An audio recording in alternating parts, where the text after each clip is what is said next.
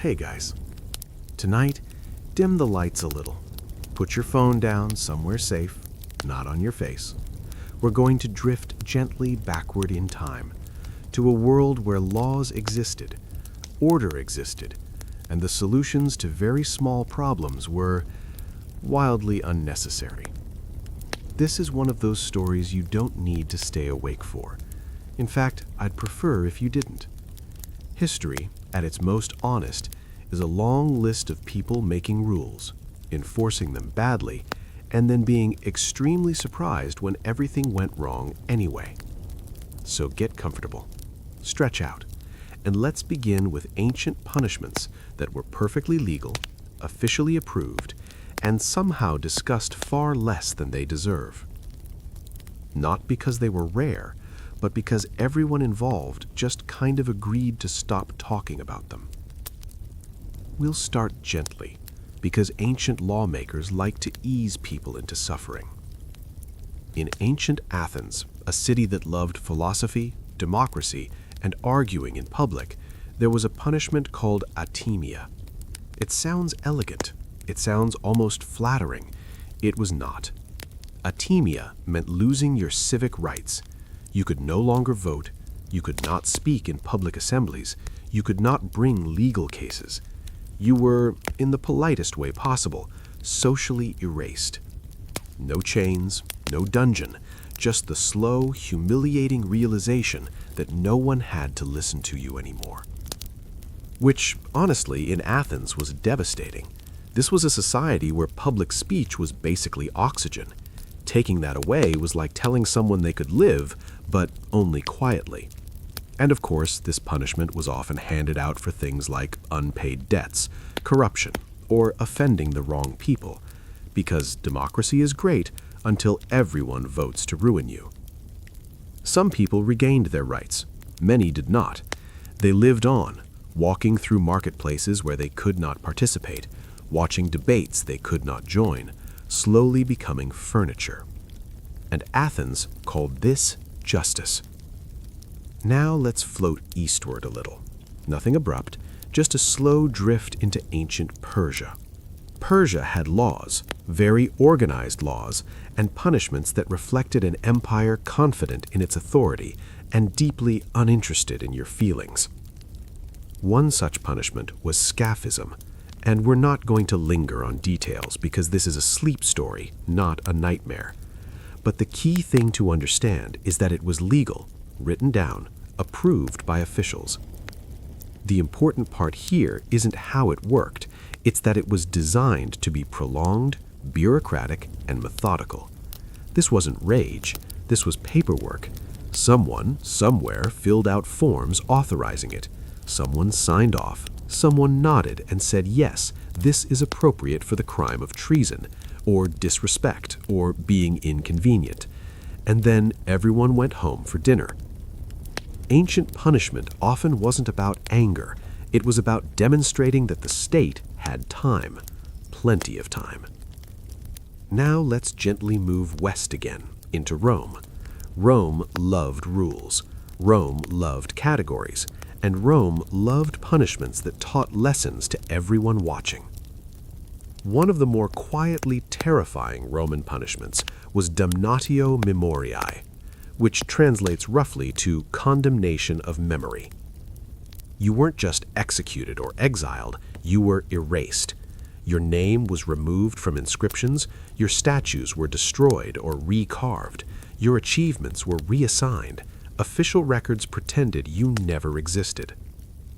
Which is bold considering how much Romans liked writing things down. This punishment was usually reserved for disgraced emperors, traitors, or people who embarrassed the state too publicly, which in Rome was a competitive field. Imagine living your entire life, climbing the social ladder, commissioning busts of yourself looking heroic, only for the government to later decide you were a mistake and quietly delete you. It's petty, it's passive-aggressive, and it was completely legal.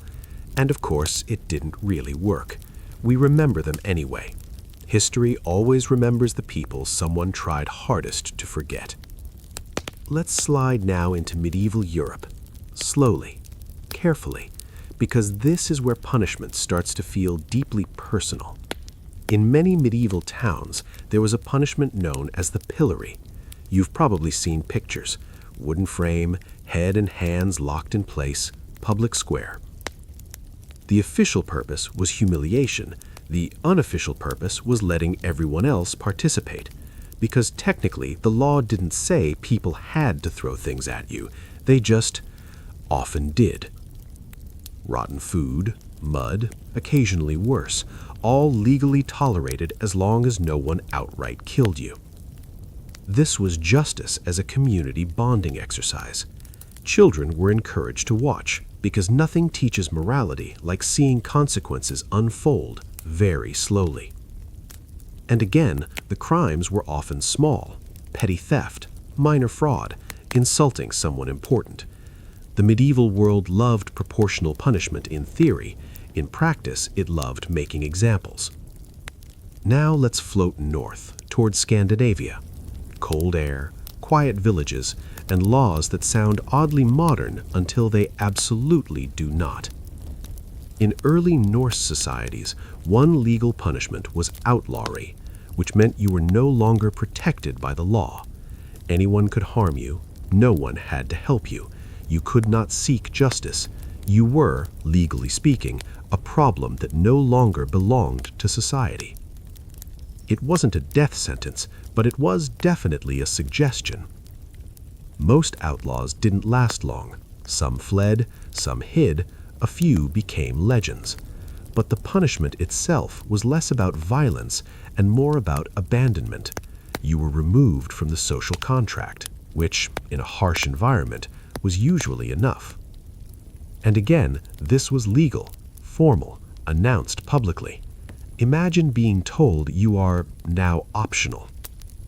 Let's drift toward ancient China, a civilization known for bureaucracy, scholarship, and extremely detailed legal codes. One punishment used during certain dynasties was tattooing the face, not artistically, not symbolically, just permanently marking criminals so everyone would know.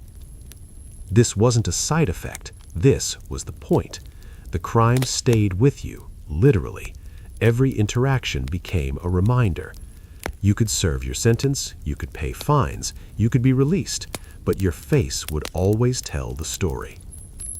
And once again, the crimes were often administrative: tax issues, forgery, breaking specific regulations. Nothing says rule of law like branding it on someone's forehead. Now let's slow down and breathe for a moment, because punishment wasn't always physical. In early modern Europe, particularly in Puritan communities, there was a punishment known as public confession. You would stand before your community. You would admit your wrongdoing, in detail, often repeatedly. The goal wasn't closure, it was submission. People were punished for pride, for gossip, for disobedience, for insufficient humility.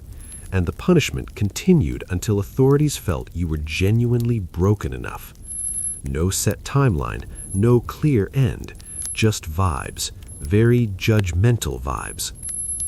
And of course, this was framed as moral correction, as care, as spiritual help. History loves calling control concern. Let's drift back again toward Rome, because they really were overachievers. There was a punishment reserved for soldiers called decimation. It wasn't common, but it was legal. If a unit disgraced itself, every 10th man would be selected by lot and executed by the others. The idea was discipline through shared guilt. Nothing builds teamwork like forcing everyone to participate in something they will never emotionally recover from. This wasn't rage, this wasn't chaos, this was policy. And Roman writers discussed it calmly, as a tool, as a management strategy, which tells you a lot about Roman management culture. Now, before we move on, let's pause in the middle of all this. What makes these punishments unsettling isn't just what happened, it's how normal it all was. These weren't secret horrors, they weren't hidden abuses, they were written down, debated, refined. Philosophers weighed in, Lawmakers adjusted details. Entire civilizations agreed that this was reasonable. And that's what we're really talking about tonight. Not cruelty, but consensus. In the next part, we'll drift further into the medieval and early modern world, where punishment becomes increasingly theatrical, deeply symbolic, and strangely obsessed with making sure everyone learns something. For now, just let your mind wander. Let the stories blur together. Let the centuries flatten into a single, slow-moving idea. Humans have always believed that rules could fix people, and when they didn't, they just tried harder. We'll continue gently from here. All right. Welcome back. If you drifted off for a bit, that's perfect. History is very forgiving like that. It will wait for you, and then quietly resume doing something unsettling. Last time, we talked about punishments that were legal, organized, and delivered with the calm confidence of people who truly believed they were being reasonable. Now we're going to continue forward, slowly, into a period where punishment didn't just correct behavior, it educated, it entertained, and occasionally it doubled as a local event. No rush. Let's just float into it. In medieval Europe, law wasn't only about enforcing order, it was about visibility. If someone broke a rule, the solution wasn't to hide them away. The solution was to make sure everyone knew. Which brings us to the deeply popular punishment of public shaming devices. You've probably heard of the stocks, maybe the pillory, but there were others, many others. There was the scold's bridle, which sounds quaint. It was not. This was a metal cage placed over a person's head, often used on women accused of gossiping, nagging, or being disorderly. Inside the cage was sometimes a metal plate designed to press down on the tongue, just enough to be uncomfortable, just enough to make a point. The message was simple: silence yourself, or we will help. And yes, this was legal, approved, often encouraged by local authorities. Because nothing maintains social harmony like mechanically enforced quiet.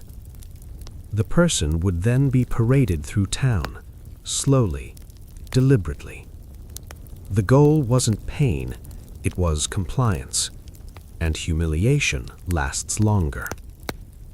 Now let's drift into the early modern period, where legal systems got more detailed, more confident, and somehow even more strange.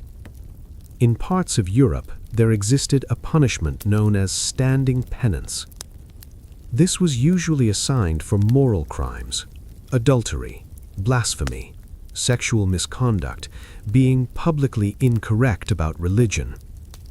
The offender would stand in a church or public square, sometimes for hours, wearing special clothing that marked their crime. No escape, no distraction, just standing, thinking, and being observed. People would walk past, they would look, they would whisper. Some would feel smug, some would feel uncomfortable. Most would just feel relieved it wasn't them. This punishment worked not because it hurt, but because it lingered. Now let's drift sideways into a slightly different category. Punishments that technically didn't harm you, but also didn't let you live normally ever again. In England, one such punishment was branding. Certain crimes resulted in a letter being burned into your skin. T for thief, M for murderer, other letters for other categories. This wasn't symbolic. This was a permanent legal label. You could move, you could work, you could marry, but your past walked into every room before you did. And again, this wasn't considered excessive. It was efficient. Why maintain records when you can just mark people?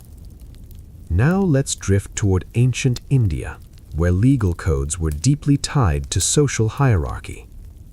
Punishments varied depending on your caste. The same crime could result in a fine for one person and physical punishment for another.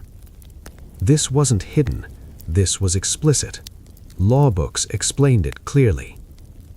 Justice wasn't blind, it was very aware who you were. And while modern readers might recoil, at the time this was considered balanced, appropriate, orderly.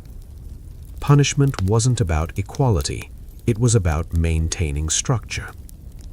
Now let's move back west again, slowly, into France. Pre-revolutionary France had a complicated relationship with punishment. On one hand, it was bureaucratic. On the other, it was theatrical. One legal punishment was the amende honorable. This involved the offender publicly apologizing while barefoot, sometimes shirtless, often holding a candle. The apology wasn't just verbal, it was choreographed. You admitted your guilt.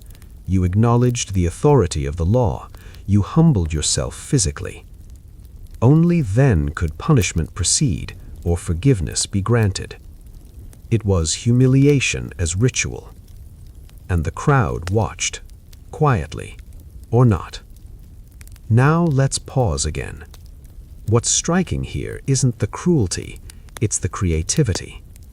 These systems weren't improvising, they were designing experiences. Punishment was meant to linger in memory, to teach others, to shape behavior long after the sentence ended. And because these punishments were legal, they were normalized. Children grew up watching them, communities expected them. They weren't shocking, they were routine. Now let's drift into early modern Japan. Under the Tokugawa shogunate, law was strict but orderly. One punishment was house arrest, but not the comfortable kind. You were confined to your home, your movements restricted, your visitors monitored. This could last years, sometimes decades. You weren't imprisoned, you weren't exiled, you were suspended. Life continued around you, without you. This punishment was often reserved for samurai or elites because it preserved status while enforcing control. Which is a recurring theme in history. The higher your rank, the quieter your punishment. Now let's gently move toward colonial America.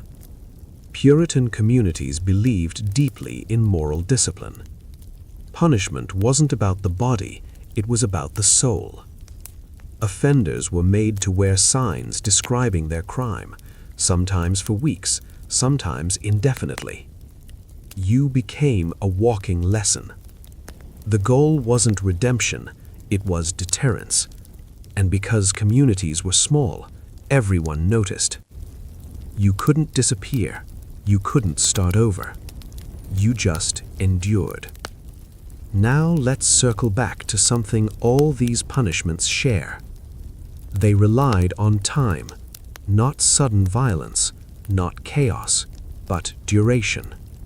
Standing, waiting, being watched. Time was the real penalty. And law throughout history has always understood that. If you want someone to obey, don't just hurt them, make them live with it. In the next part, we'll drift even further into punishments that targeted identity, family, and legacy. Because eventually, the law realized something important. You don't need to punish just the person, you can punish the idea of them. For now, let your thoughts slow. Let the details blur. Let the centuries slide past. History doesn't shout, it hums. And it's very patient. All right, settle back in. If your eyes are getting heavy, you're doing this correctly. History works best when it seeps in slowly, like a drafty old building you forgot you were standing inside. So far, we've talked about punishments that embarrassed you, labeled you, or made you stand still for uncomfortable amounts of time. But eventually, legal systems across the world came to a realization. Why stop at the individual? Why not punish their family, their name, their future, their memory?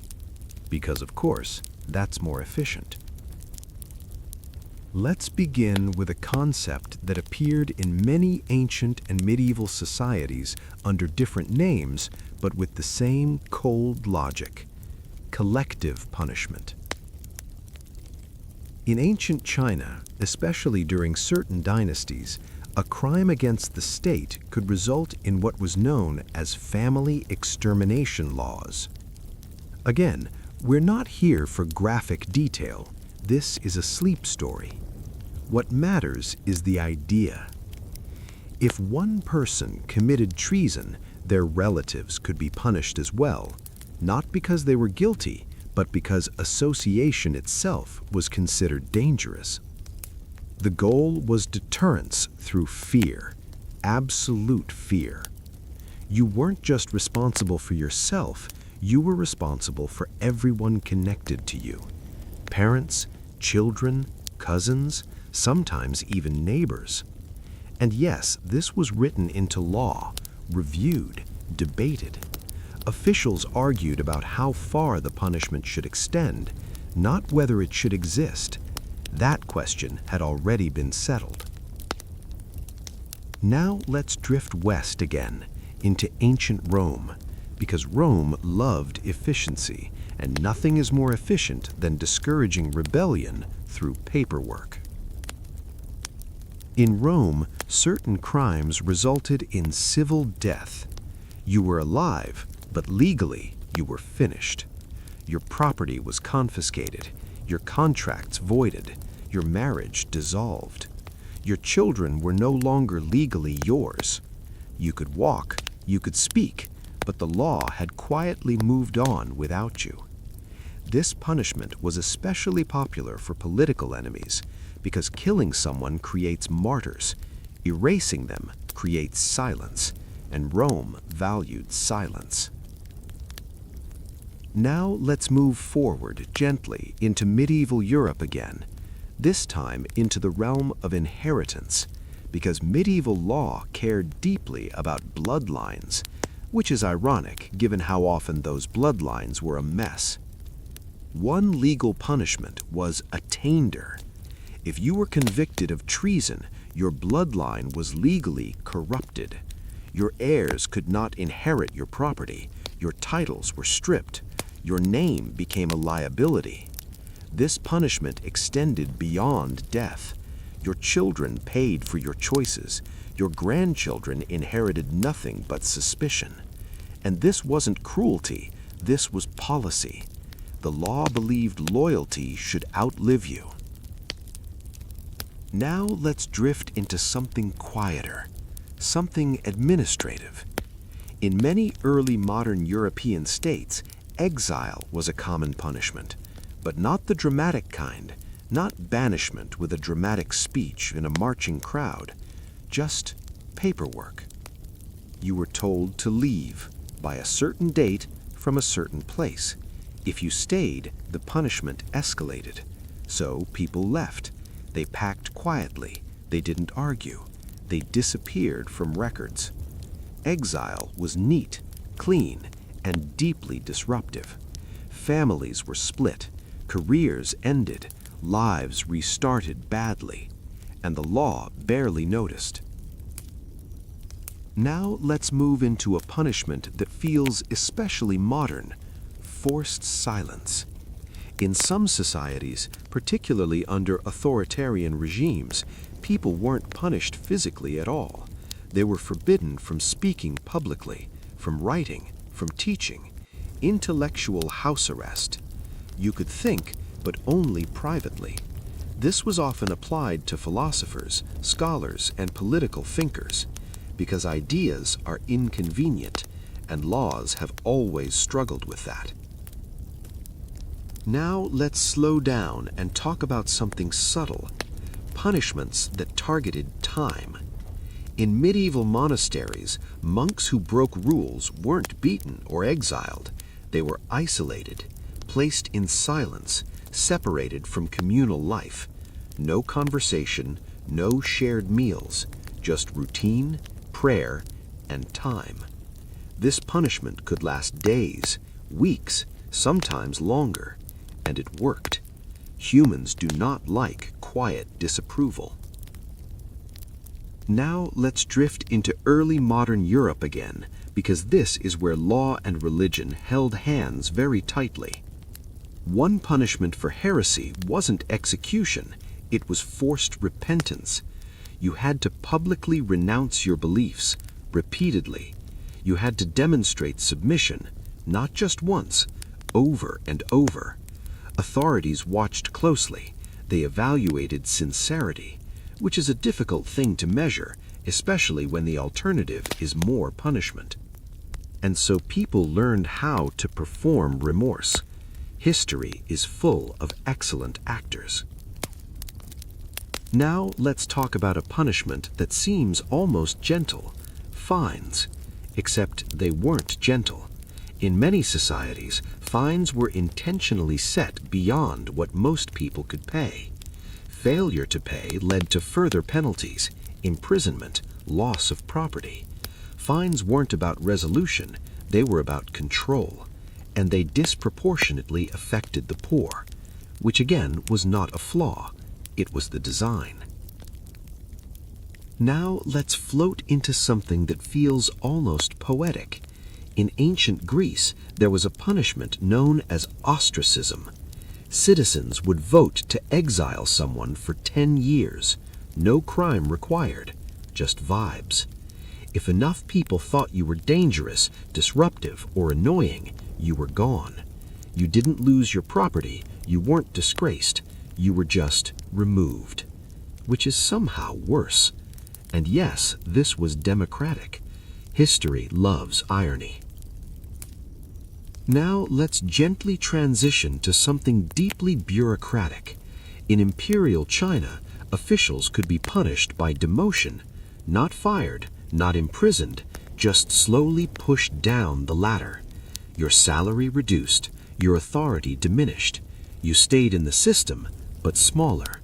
This punishment was humiliating because it was visible. Everyone knew, and it could take years to recover, if ever.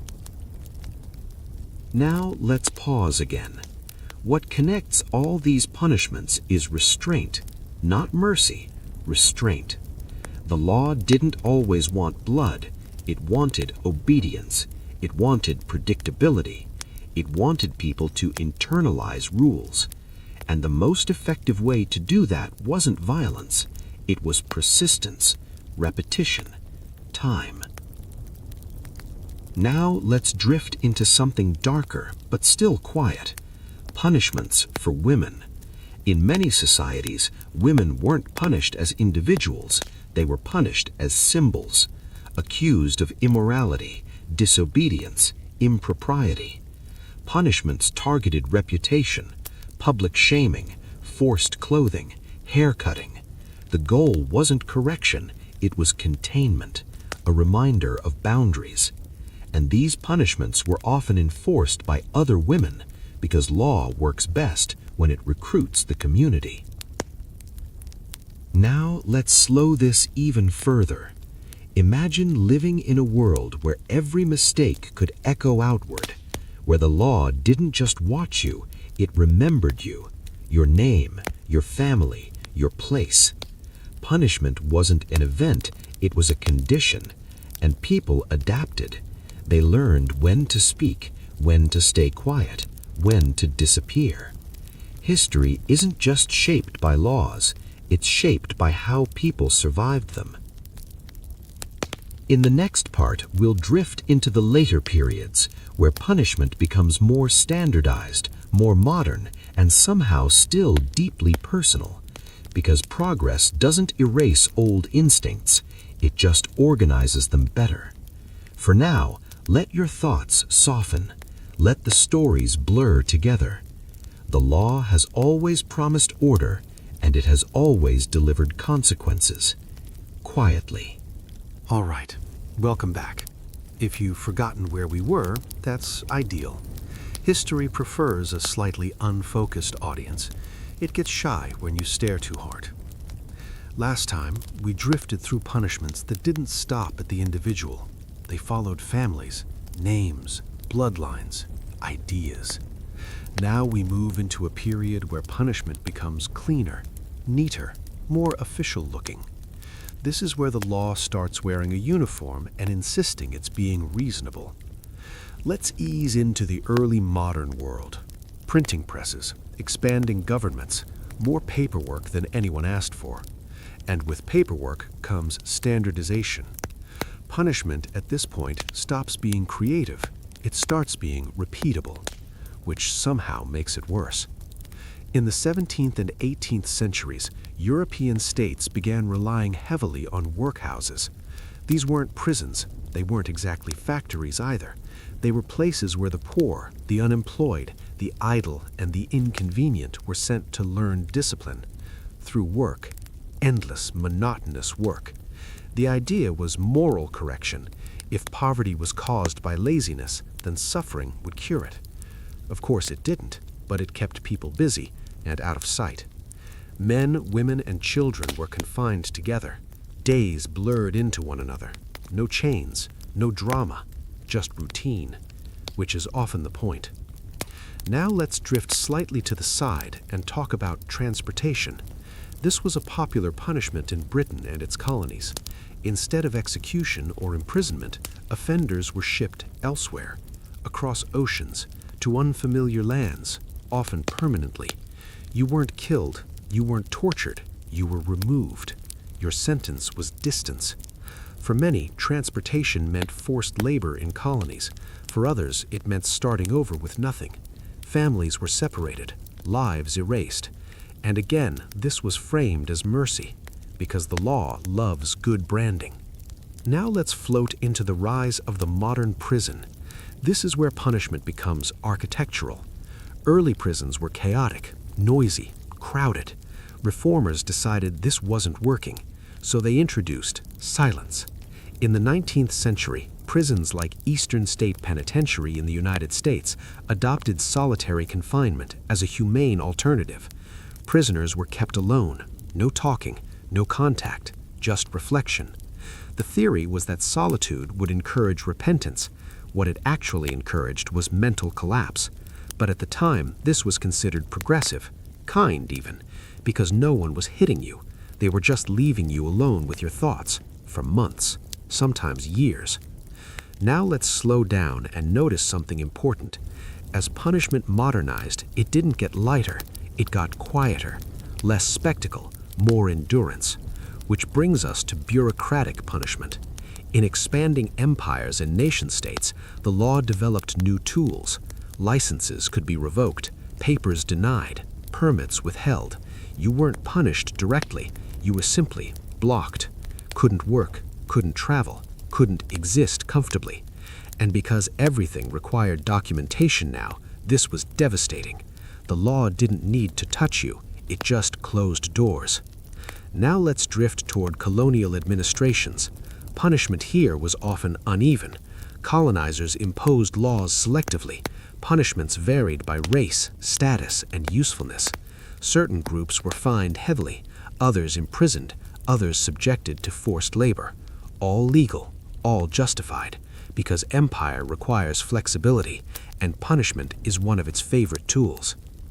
Now let's pause and talk about children, because yes, children were punished too.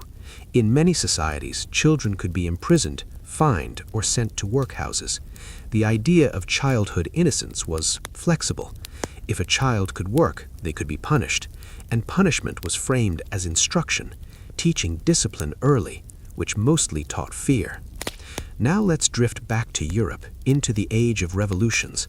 Governments were changing, ideas were spreading, punishment adapted. Public executions began to fade, not disappear, but fade. They were replaced with incarceration, because death ends a story. Prison extends it, and extended punishment allows extended control. Now let's move gently into the 20th century. Punishment becomes psychological. People are monitored, observed, evaluated. Records are kept. Your file becomes your shadow. Past mistakes follow you. Employment, housing, reputation. Punishment no longer has a clear endpoint. You serve your sentence, but consequences linger, which is incredibly efficient. Now let's slow down again. What we're seeing isn't progress or decline, it's transformation. Punishment didn't vanish, it learned to blend in, to look administrative, neutral, necessary, and because of that, it became easier to accept. Now let's drift into something quieter still, social punishment. Being excluded, ignored, labeled, no court required.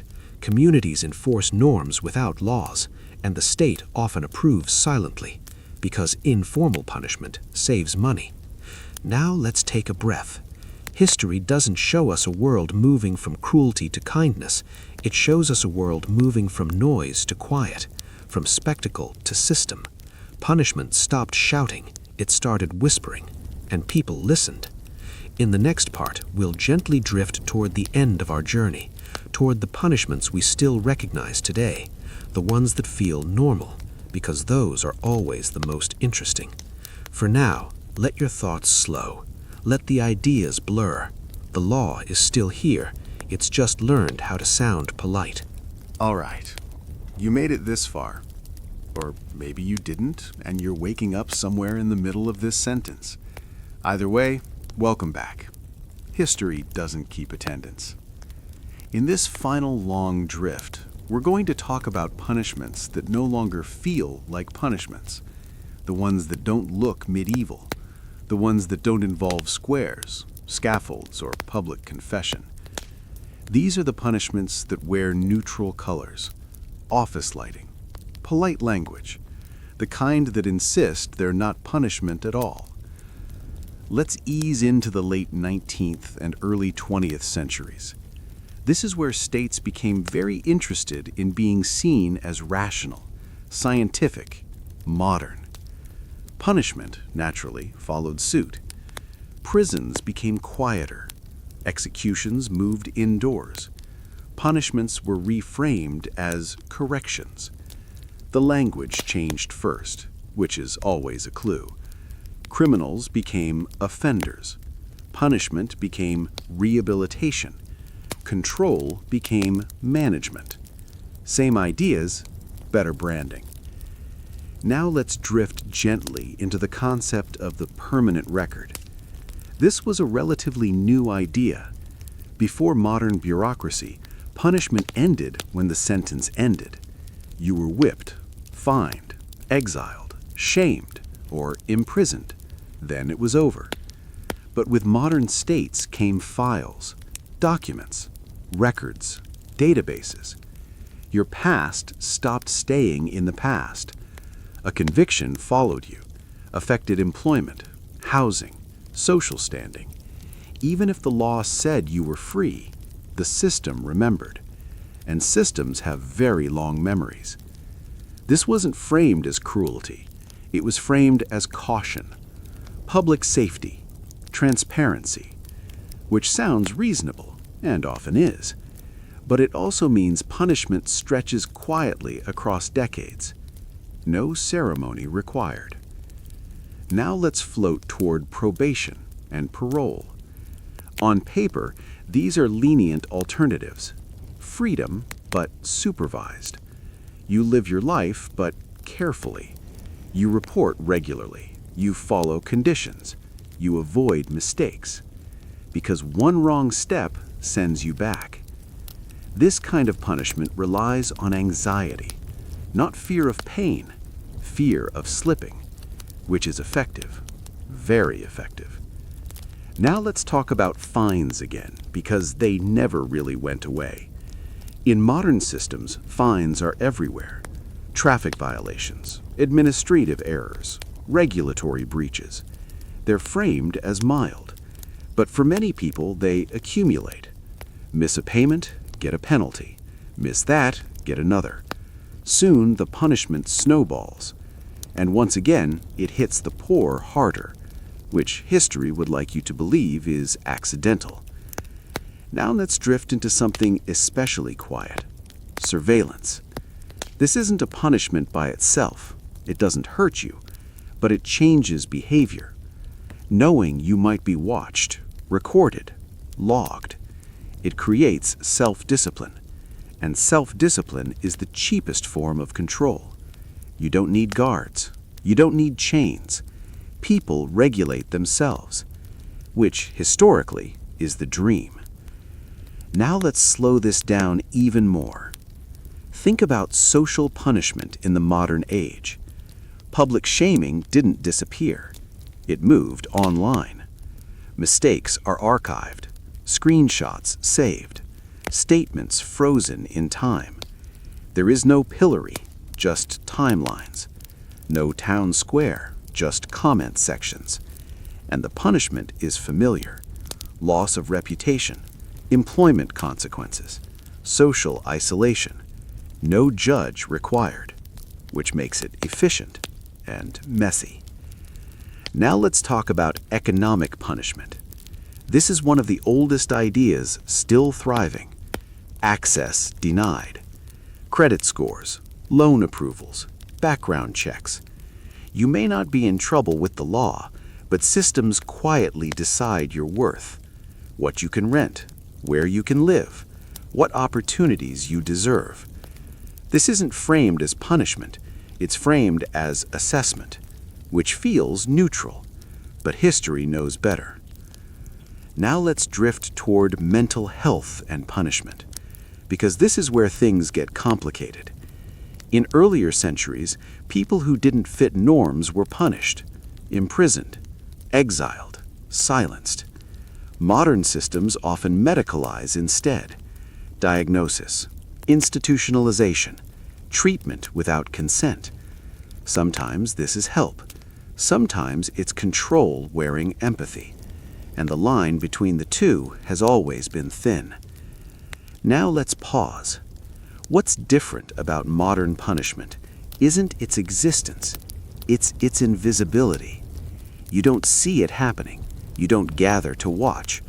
It unfolds quietly through emails, letters, notifications, which makes it easier to accept, harder to resist.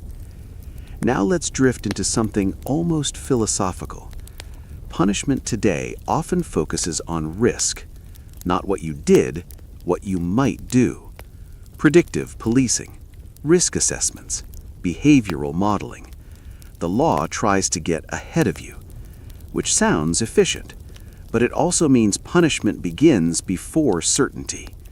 History has tried this before too. It never ends cleanly. Now let's soften the tone a little, because despite all this, people adapt. They always have. Humans learn how to live under rules, how to navigate systems, how to disappear when necessary. Just like in ancient Athens, just like in medieval towns, just like under empires. Different tools, same instincts.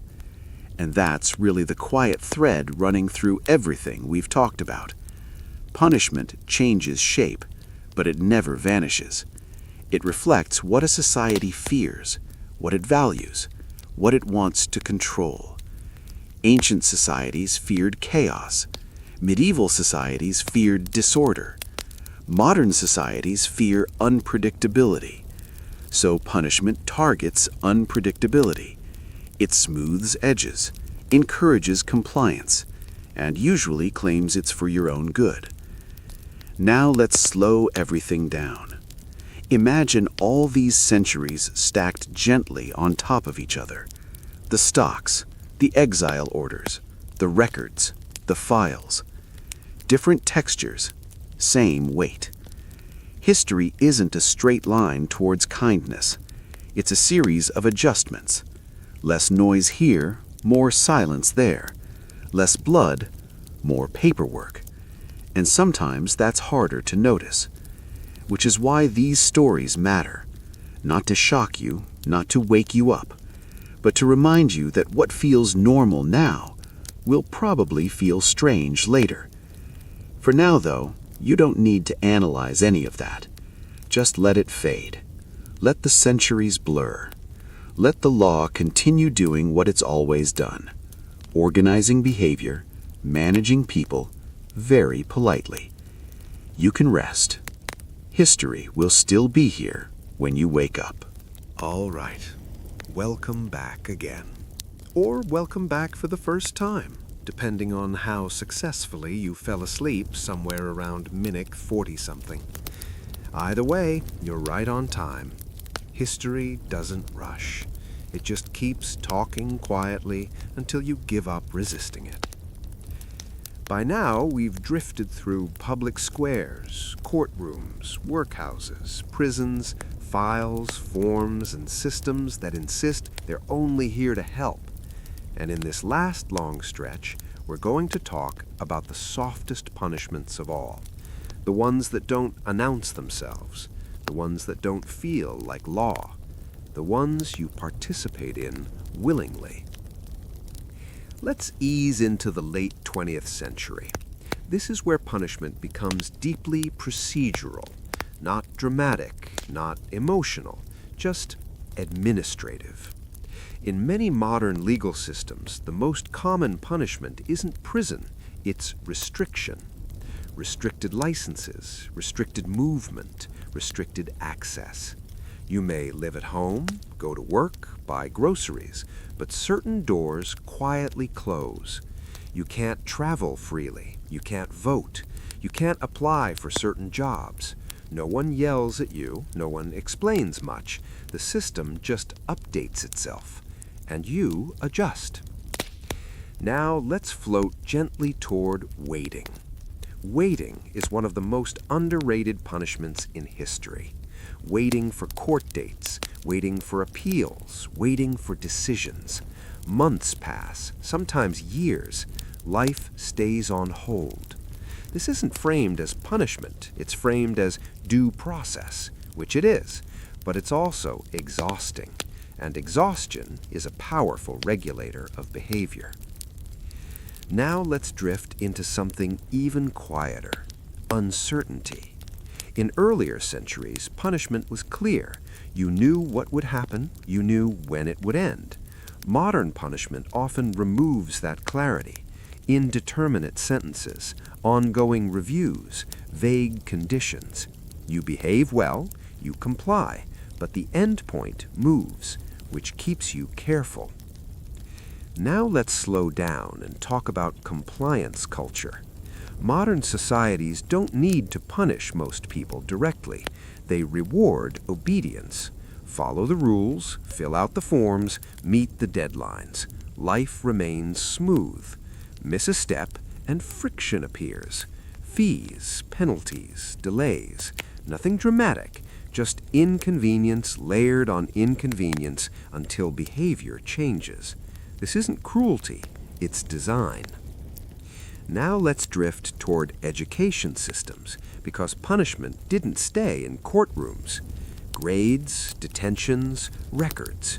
Children learn early that mistakes are logged, that behavior is evaluated, that future opportunities depend on past compliance. This isn't inherently bad, but it is conditioning, and it works. Now let's float into the workplace. Modern employment has its own punishments. Performance reviews, warnings, probation. You're not fired, not yet. You're monitored, which is worse in some ways because you remain present, careful, self-correcting. Again, punishment without spectacle. Now let's drift into social credit, formal or informal. Some societies make it explicit, scores, ratings, access levels. Others pretend they don't. But reputation has always been currency, and systems now track it better than ever. What you say, what you post, what you associate with. Punishment becomes cumulative. Small actions, small consequences, stacked quietly over time. Now let's slow down and talk about compliance culture. Modern societies don't need to punish most people directly. They reward obedience. Follow the rules, fill out the forms, meet the deadlines. Life remains smooth. Miss a step, and friction appears. Fees, penalties, delays. Nothing dramatic, just inconvenience layered on inconvenience until behavior changes. This isn't cruelty, it's design. Now let's drift into social credit, formal or informal. Some societies make it explicit, scores, ratings, access levels.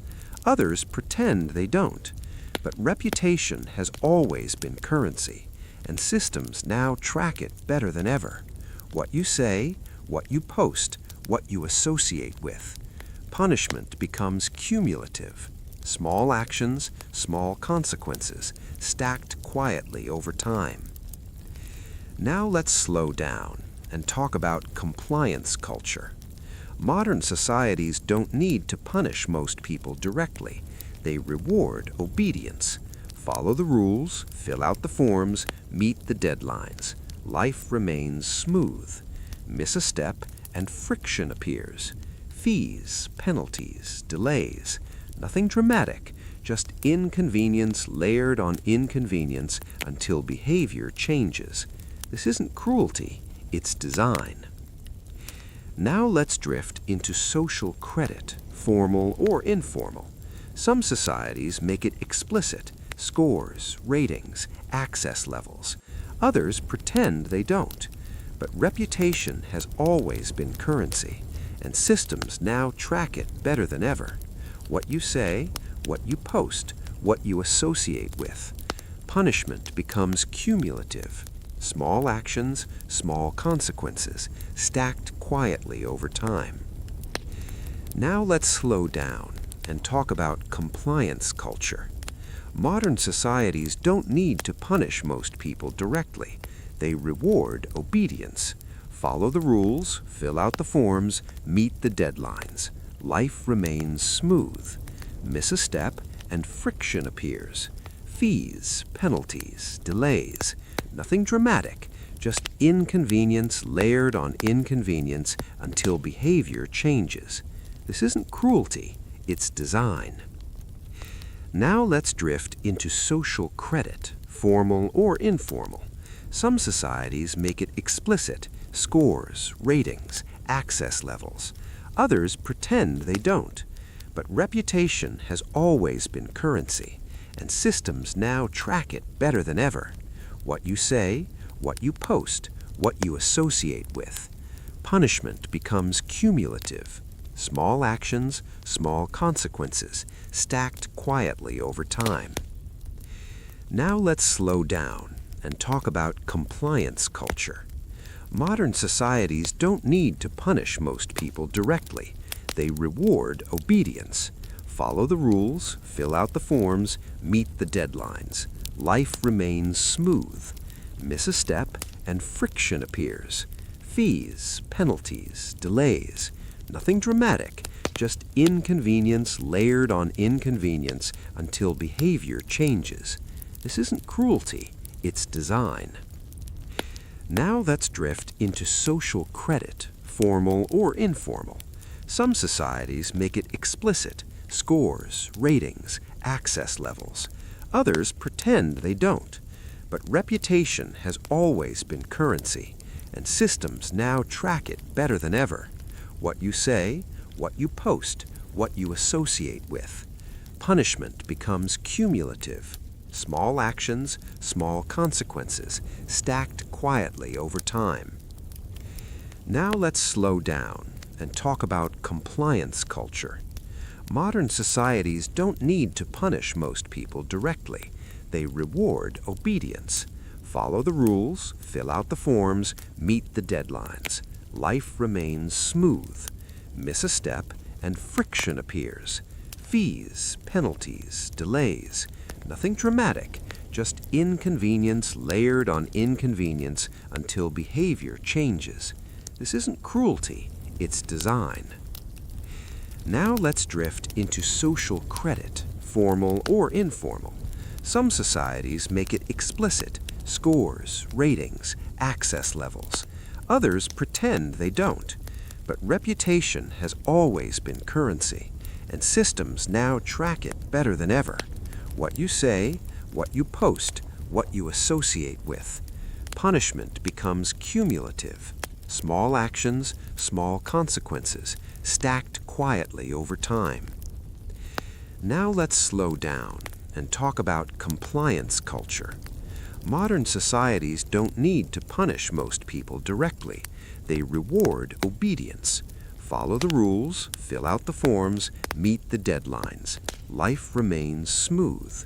Miss a step, and friction appears. Fees, penalties, delays. Nothing dramatic, just inconvenience layered on inconvenience until behavior changes. This isn't cruelty, it's design. Now let's drift into social credit, formal or informal. Some societies make it explicit, scores, ratings, access levels. Others pretend they don't. But reputation has always been currency, and systems now track it better than ever. What you say, what you post, what you associate with. Punishment becomes cumulative. All right, settle back in again. If this is stretching into the second hour and everything is starting to blur together, that's not a mistake. That's exactly how this part is supposed to feel. By now, punishment has stopped announcing itself. It doesn't clang, it doesn't shout, it doesn't even ask for attention. It just exists, like background noise, like weather. And this is where punishment becomes most effective. When it stops feeling like something done to you and starts feeling like something that's simply how things are. Let's ease slowly into the idea of habitual obedience. In earlier centuries, punishment followed an action. You did something wrong. Something happened to you. Modern systems prefer prevention. They reward predictability. Fill out the right forms, say the right things, stay within acceptable boundaries. If you do that, nothing happens, and nothing happening becomes the reward, which is a powerful incentive. Now let's drift gently into something very ordinary. Rules. Rules are everywhere. They're not dramatic. They're not emotional. They tell you where to stand, when to wait, how to proceed. Most of the time, no one enforces them directly. People enforce them on themselves. Stand in line, lower your voice, follow procedure. No punishment needed, because the possibility exists. Now let's slow this down and look at institutional memory. Modern punishment relies heavily on remembering, not human remembering, system remembering. Databases don't forget, records don't get tired, algorithms don't forgive. A mistake made once can echo for years, not loudly, quietly. Denied applications, delayed approvals, unexplained rejections. No one says, this is because of what you did, but you know, and knowing is enough. Now let's float into something even softer, conditional belonging. In many modern societies, inclusion is not guaranteed, it's conditional. Behave correctly, conform adequately, remain useful. If you do, you belong. If you don't, nothing dramatic happens. You just drift outward. Invitations stop. Opportunities dry up. Doors close politely. This isn't punishment in the old sense. It's social gravity. Now let's drift into the world of paperwork, because paperwork deserves its own quiet moment. Forms don't hurt you. They exhaust you. They ask for the same information repeatedly. They require precision. They penalize small errors. Miss a checkbox, forget a document, use the wrong format, start over. This isn't cruelty, it's filtration. Those who persist get through. Those who don't, don't. And the system remains orderly. Now let's pause and breathe. Think about how many punishments we've discussed that rely on pain. Very few. Most rely on pressure. Pressure applied slowly, consistently, impersonally, which makes it hard to argue with. Now let's drift gently into time-based punishment, because time has always been the law's favorite tool. Waiting rooms, queues, processing periods.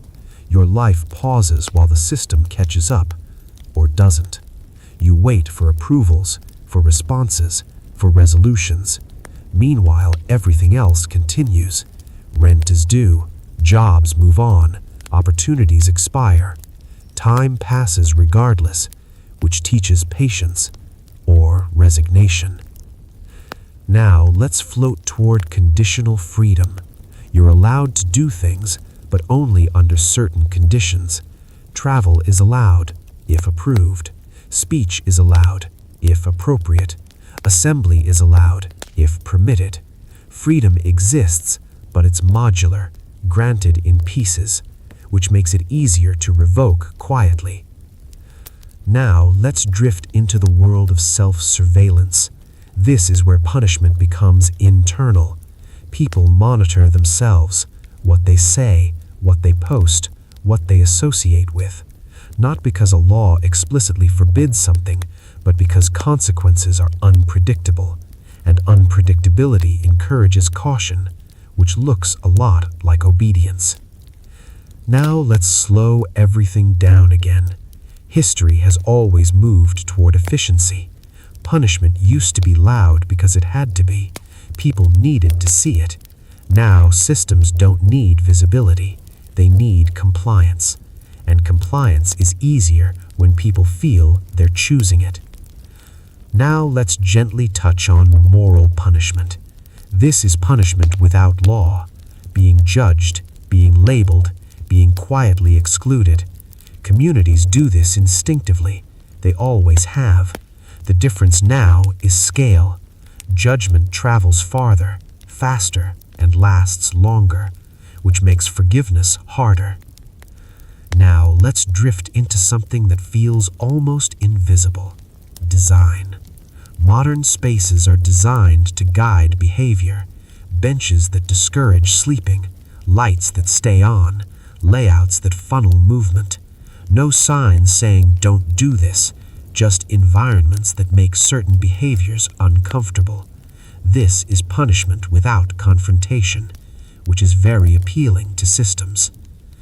Now let's pause again. If all of this feels familiar, that's because it is. You live inside it. We all do. And that's not an accusation, it's an observation. Punishment doesn't need to be dramatic to be effective. It just needs to be consistent. Now let's drift back one last time to ancient history. Think of the Athenian who lost his voice in public life, the Roman erased from records, the medieval villager standing silently in a square. They lived under systems that demanded conformity. So do we. Different tools, same expectations. History didn't abandon punishment. It refined it, smoothed the edges, made it feel like common sense. Now let's slow everything to a stop. You don't need to resolve any of this tonight. You don't need conclusions. Just let the pattern exist. Punishment follows power. Power prefers quiet, and quiet is easy to sleep through. So rest. Let the systems hum softly in the background. They'll still be there tomorrow. All right, settle in one more time. If your body feels heavy and your thoughts are drifting in slow, unorganized circles, that's perfect. That means the rhythm is working. At this point in our long, quiet walk through history, punishment is no longer something you encounter, it's something you inhabit. It doesn't arrive, it doesn't leave, it's just there, like humidity, like background noise, like expectations you never remember agreeing to. And this is where punishment becomes most difficult to talk about, because when something feels natural, it stops feeling historical. So let's take this slowly, very slowly. Let's start with upbringing, because punishment begins earlier than most people realize. Long before laws matter, behavior is shaped. Children learn quickly what brings approval, what brings silence, what brings disappointment. Not through violence, not through shouting, through tone, through pauses, through expressions. That look that says, "Don't do that again." This is not cruelty, this is training, and it works. By the time formal punishment appears, most people are already fluent in self-correction. Now let's drift into education, because education is one of history's most effective disciplinary tools, not because schools are harsh, but because they are structured. Schedules, deadlines, evaluation. You learn early that your future depends on performance, that mistakes have consequences, that records are permanent. You learn to raise your hand, to wait your turn, to answer correctly. And most importantly, you learn that silence is often safer than curiosity. This isn't sinister, it's efficient. Societies need predictability, and education provides it. Now let's float gently into urban design, because cities discipline people quietly. Where you can sit, where you can rest, where you can exist without spending money. Benches with dividers, lights that never dim, spaces designed for movement, not staying. No one tells you to leave, you just feel uncomfortable enough to move on, which is elegant in a cold way. Now let's drift gently into technology, because technology is punishment's favorite new partner. Notifications, reminders, alerts. You're always slightly behind. There's always something you haven't done yet, and that low-level anxiety keeps you engaged, responsive, obedient. Now let's slow this even more. Think about language. How often punishment hides behind words like policy, compliance, standards, best practices. No one argues with best practices. They sound helpful. They sound neutral, which makes them powerful. Now let's float gently into choice overload, because exhaustion is one of history's quietest tools. Too many options, too many rules, too many steps. Eventually, people stop questioning.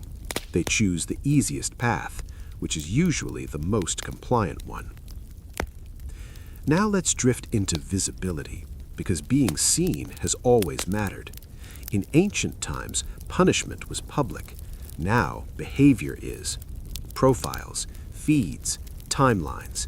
You curate yourself carefully, not because you're ordered to, because you're aware. And awareness shapes behavior better than fear ever did. Now let's pause again. This isn't about blaming modern life, it's about recognizing patterns. Every society invents punishments that match its values. Ancient societies valued order through fear. Modern societies value order through participation. So punishment encourages participation, quietly. Now let's float back briefly into history. Think of the medieval villager who knew exactly where not to stand, the court official who knew exactly what not to say, the scholar who learned when to stop writing.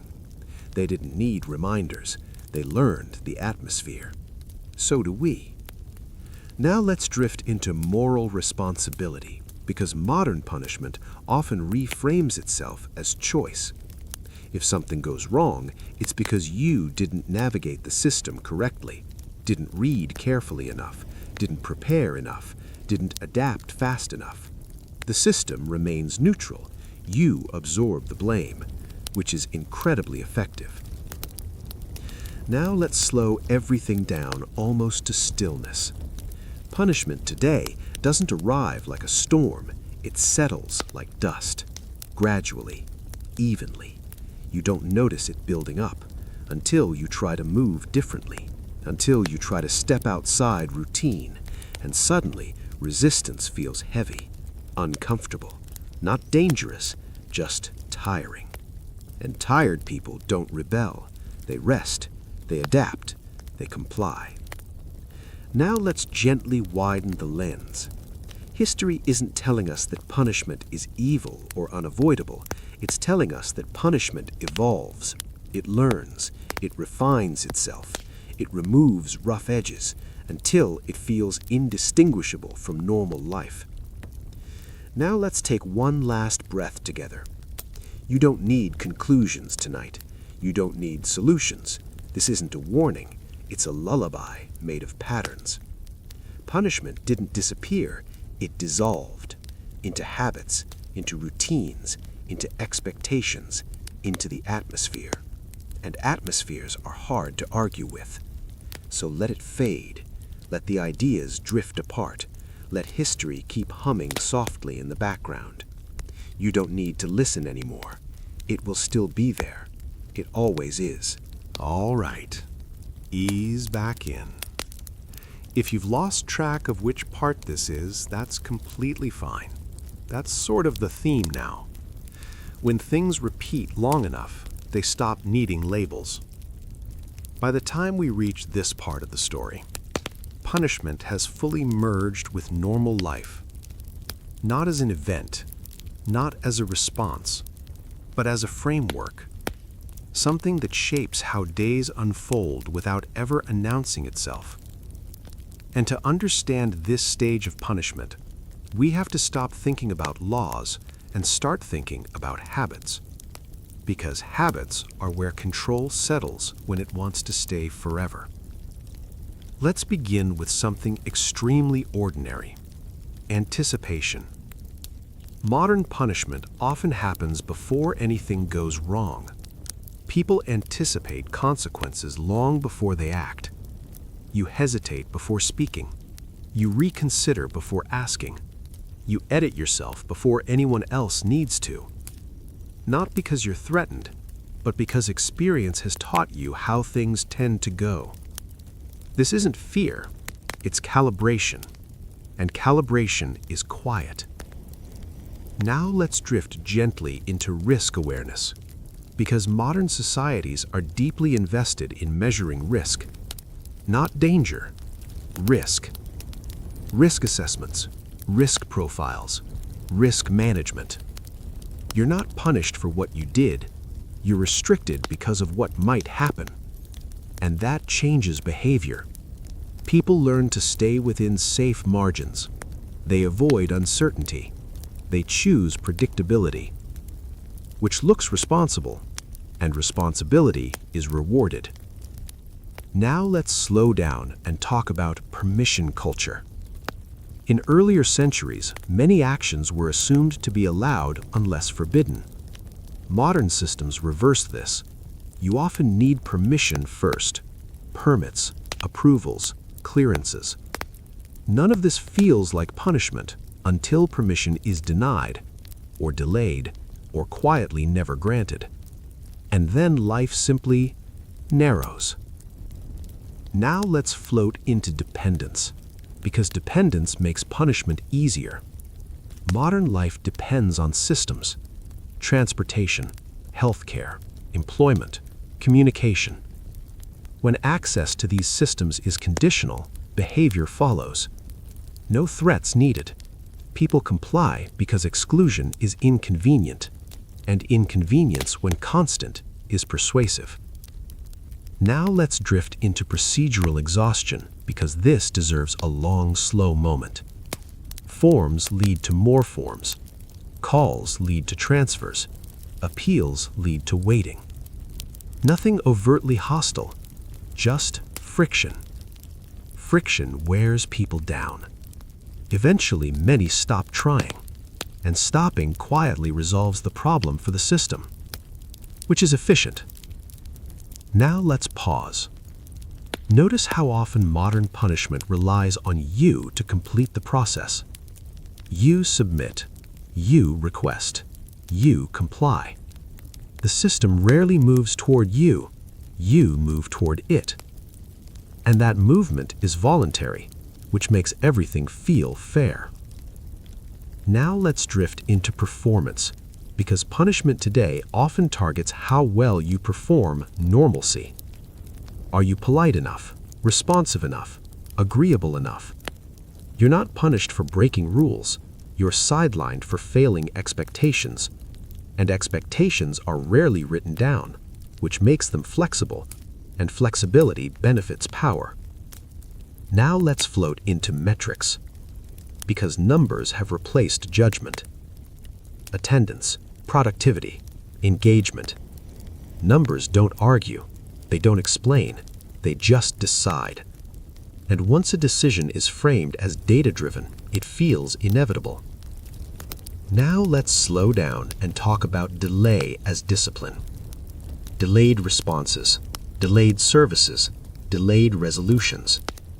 Nothing is denied outright, which would feel harsh. Instead, things take time. Time drains energy. Energy drains resistance. This has always been true. The only difference now is how politely it's done. Now let's drift into social adaptation, because punishment spreads socially. People learn from watching others. Who succeeds? Who stalls? Who quietly disappears? Lessons are absorbed without instruction. No authority needed. Culture does the work. Now let's pause again. If this all feels slightly impersonal, that's because it is. Modern punishment avoids emotion. Emotion creates backlash. Neutrality avoids it, which is why so many systems sound calm even when they're deeply consequential. Now let's float into self-explanation, because people often justify their own punishment. I should have known. I didn't prepare enough. That's on me.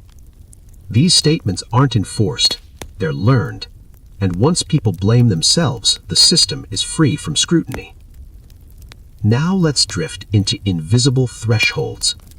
There are lines you don't cross, not because they're illegal, but because crossing them complicates life. You don't know exactly where the line is, but you feel it, and feeling it is enough. Now let's slow everything down even more. What we're really describing here isn't cruelty, it's optimization. Systems optimized for efficiency, for predictability, for low resistance. Punishment optimized itself out of visibility, which makes it harder to question. Now let's widen the lens one last time. Ancient punishments were loud because societies were small. Everyone needed to see. Modern punishments are quiet because societies are large. No one needs to see. Behavior adjusts anyway. Different scale, same goal. Now let's return briefly to the people in earlier parts of our story. The Athenian stripped of civic voice, the Roman erased from record, the medieval villager waiting in silence, the bureaucrat demoted but not dismissed. They learned to live within boundaries. So do we. The boundaries just look different. Now let's slow to near stillness. Punishment today rarely tells you no. It says, not yet, not this way, not without approval, which feels reasonable, and reasonable things are easy to accept. Now let's end this part the way this whole series has been moving. Not with judgment, not with alarm, just with recognition. Punishment didn't disappear. It didn't soften. It didn't fail. It succeeded. So well that it became ordinary. So ordinary that it stopped feeling like punishment at all. And when something becomes that familiar, you don't notice it shaping you. You just call it life. Now rest. Let the ideas fade into background noise. You don't need to hold on to them. History will keep humming either way. Quietly. All right. Welcome back. If this is still playing in the background while you stare at the ceiling or half dream about nothing in particular, then we're doing this correctly. At this stage in our very long, very slow historical drift, punishment doesn't just feel normal, it feels comfortable, which is the most impressive trick it ever learned. Because discomfort creates questions, comfort creates acceptance. So let's begin there, with comfort. Modern punishment often wraps itself in convenience, ease, efficiency. It promises to make life smoother, simpler, less chaotic. And people love that. Who wouldn't? Long lines are replaced by systems. Messy judgment is replaced by automated decisions. Human confrontation is replaced by interfaces. You don't have to argue with anyone. You don't have to explain yourself. You just comply. And compliance feels calm. Now let's drift gently into automation, because automation deserves a very long, quiet look. When punishment is automated, it feels objective. Machines don't have moods. They don't hold grudges. So when access is denied or options disappear, it feels final, not personal. And because it's not personal, people rarely protest. They assume the system knows better. And sometimes it does. But systems don't understand context. They understand patterns, which means deviation becomes risky. Not illegal, just inconvenient. Now let's slow this down. Think about how often your behavior is shaped by what is easiest, the fastest option, the least complicated path. Systems reward that instinct.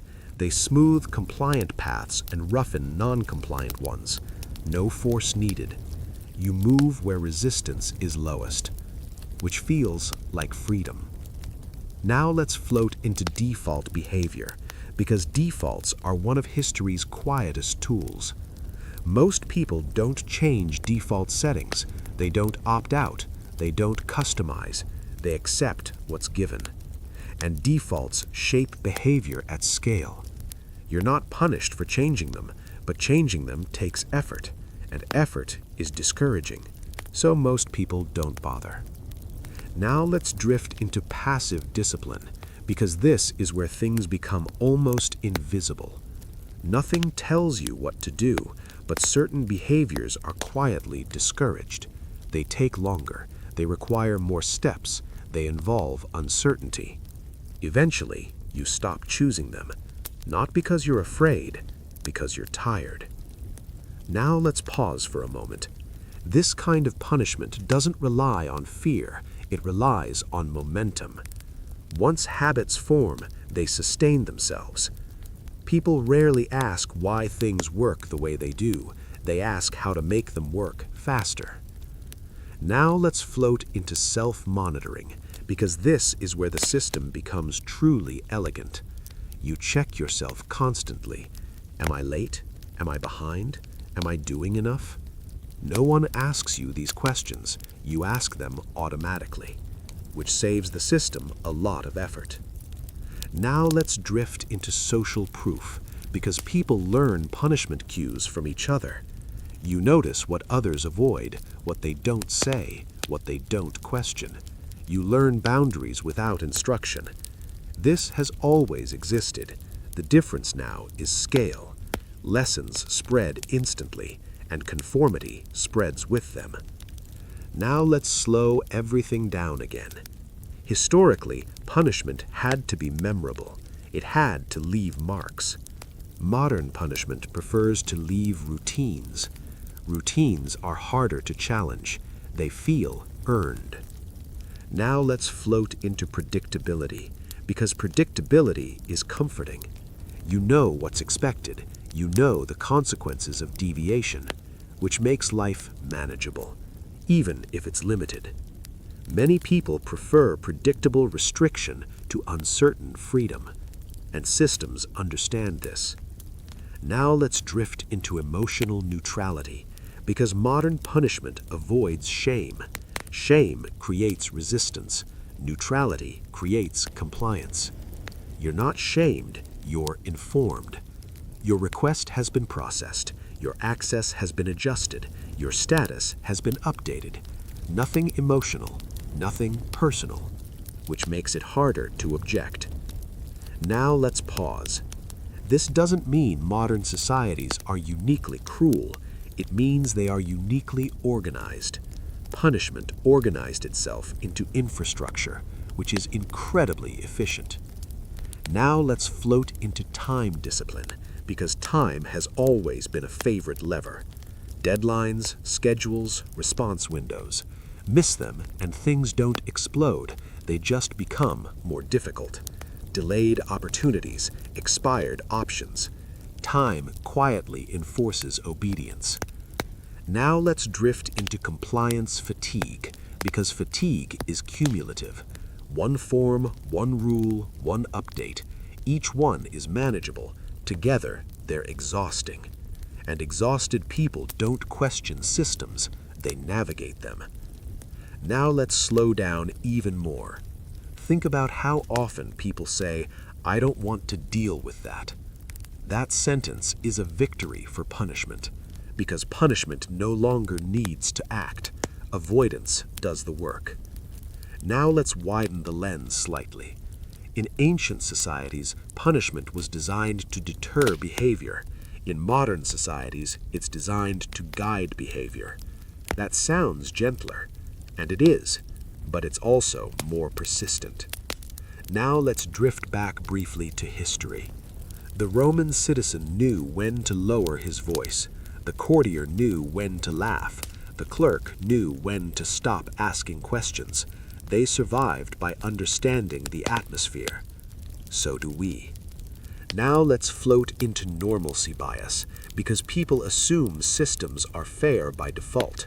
If something goes wrong, it feels like an exception, not a pattern, which protects the system from scrutiny. Now let's slow this to almost nothing. Punishment today doesn't want you to hurt. It wants you to fit, to flow smoothly, to cause minimal disruption. And fitting feels good. It feels successful.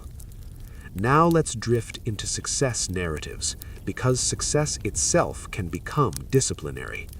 Those who succeed within systems are praised, held up as examples. Their behavior becomes the model. Deviation looks irresponsible by comparison. Now let's pause again. Notice how rarely punishment today requires enforcement. Most of the work is done by incentives, rewards for compliance, friction for resistance. Now let's float toward the end of this part. Not the end of the story, just a place to rest. Punishment didn't vanish. It didn't soften out of kindness. It adapted to comfort, to efficiency, to modern expectations. And when punishment feels comfortable, people stop noticing it. They mistake it for stability. They mistake it for order. They mistake it for peace. Now let everything slow. Let the ideas blur. You don't need to remember details, just the shape. Punishment learned how to feel like home. And once something feels like home, you rarely question why it's built the way it is. You just live inside it, quietly. And that's where we'll pause. Still drifting, still calm, still unresolved. Exactly as intended. All right. Welcome back again. If your thoughts feel a little loose around the edges, like they're drifting in and out without asking permission, that's exactly where this part wants you. By now, punishment isn't something you can point at. It doesn't live in laws alone. It doesn't sit inside institutions in any obvious way. It lives in feelings. And feelings are much harder to argue with. So let's take this slowly. No sharp turns, no big revelations, just a long, quiet glide. Let's begin with unease, because unease is one of the most powerful tools ever invented. Unease doesn't shout, it doesn't accuse, it just sits there. A small tension in the chest before you speak, a hesitation before you ask a question, a pause before you click submit. Nothing bad has happened yet, but something might, and that possibility is enough to guide behavior. Now, let's drift into anticipatory obedience, because this is where punishment becomes almost poetic in its efficiency. You follow rules that haven't been enforced yet. You avoid actions that haven't been prohibited, not because you've been told not to, but because experience has taught you what usually happens next. This isn't fear, it's learning, and learning sticks. Now let's slow down and talk about tone, because tone carries punishment quietly. Emails written just formally enough to feel cold. Messages that are technically polite but emotionally distant. Nothing rude, nothing aggressive, just enough distance to remind you where you stand. And that reminder shapes future behavior. Now let's float into uncertainty, because uncertainty is deeply disciplinary. Clear rules invite resistance. Unclear rules invite caution. When you're not sure where the line is, you stay far away from it, which means the system doesn't have to enforce anything. Your imagination does the work. Now let's drift into self-doubt, because self-doubt is one of punishment's favorite hiding places. When something goes wrong, you look inward first. Did I misunderstand? Did I miss something? Did I do this incorrectly? The system remains neutral. You absorb responsibility. And once responsibility is internalized, external punishment becomes unnecessary. Now let's pause. This isn't about manipulation, it's about design. Systems evolve toward what works, and internalized discipline works extremely well. Now let's float into reputation, because reputation is a long memory. You're careful not to be labeled difficult or unreliable or non-cooperative. These labels aren't punishments on paper, but they follow you, and people act accordingly, which quietly narrows your options. Now let's drift into waiting, because waiting deserves its own space. Waiting rooms, pending statuses, under review. Nothing says no, nothing says yes, just waiting. Waiting drains urgency, it softens anger. Eventually, people accept outcomes they would have resisted earlier. Time does the persuading. Now let's slow this even more. Think about how rarely modern punishment needs to deny something. It postpones, it complicates, it delays. And delay feels reasonable. Now let's float into comparison, because people measure themselves constantly. You see others navigating systems smoothly, getting approved, moving forward. You assume the system is fair. If you're stuck, it must be you. This belief is incredibly stabilizing for power. Now let's drift into emotional regulation, because punishment today discourages strong emotion. Anger is unproductive. Frustration is unprofessional. Sadness is inconvenient. You're encouraged to remain calm, which keeps everything manageable, and calm people are easier to direct. Now let's pause again. Notice how none of this requires cruelty. No whips, no cages, no public humiliation, just structure. And structure, once accepted, feels natural. Now let's float into habitual compliance, because habits outlive rules. You don't think about why you do certain things, you just do them. And habits don't feel like obedience, they feel like routine. Now let's drift into background authority, because authority no longer needs to announce itself. It exists in systems, in processes, in expectations. You rarely encounter it directly, but you feel its presence constantly, like gravity. Now let's slow down and look backward for a moment. Ancient punishment relied on spectacle. Medieval punishment relied on ritual. Modern punishment relies on atmosphere. Each stage fits its time. None disappear completely. They layer. Now let's float into resignation, because resignation is often misunderstood. Resignation isn't defeat, it's adaptation. People learn where energy is best spent. They stop pushing where nothing moves, which keeps systems stable. Now let's float into comfort again, because comfort keeps people invested. As long as life feels manageable, people tolerate restrictions. They trade possibility for predictability, and predictability feels safe. Now let's slow everything almost to stillness. Punishment today doesn't want to break you.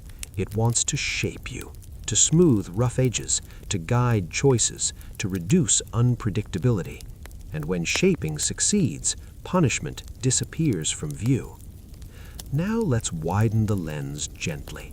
This isn't a story about villains, it's a story about efficiency, about how societies refine control until it feels like order.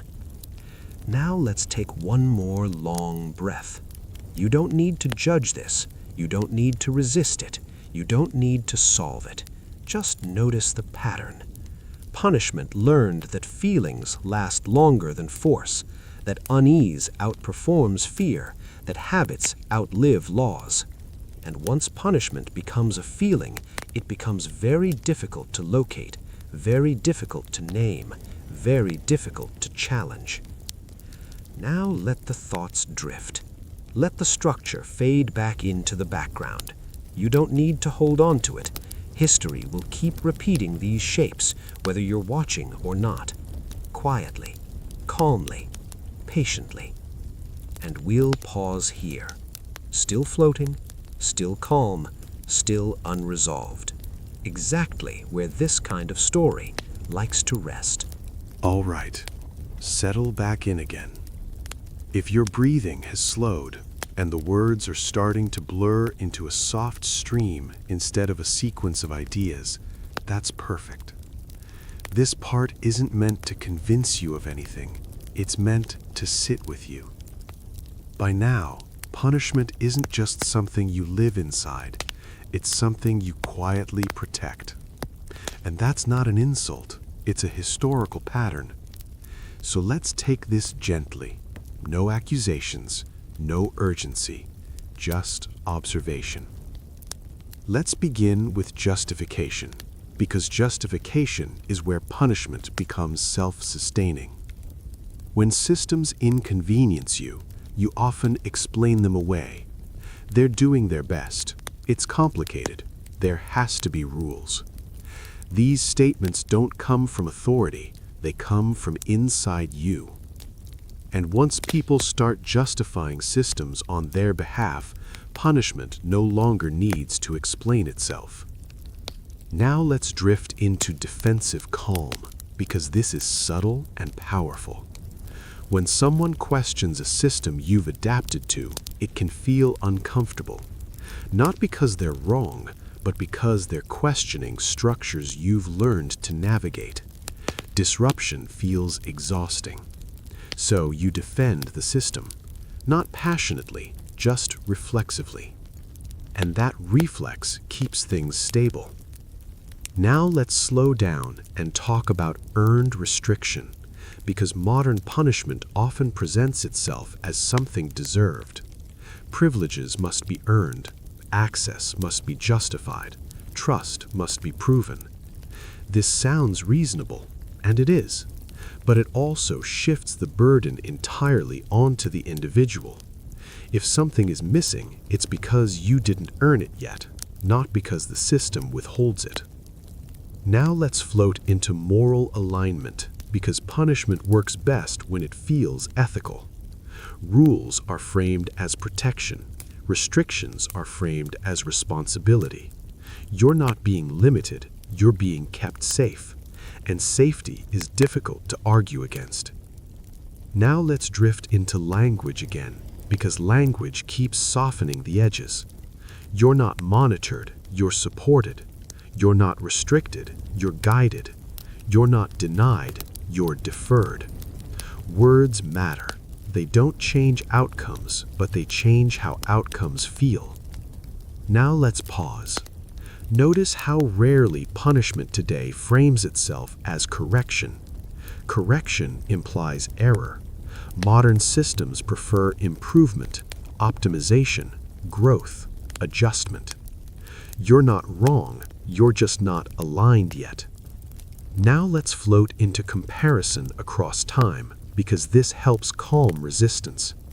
People often say things used to be worse, and they're right. There were harsher punishments, clearer injustices, louder cruelty. This comparison makes modern systems feel gentler by contrast, and gentleness invites trust. Now let's drift into trust transfer, because this is important. People trust systems because they distrust chaos.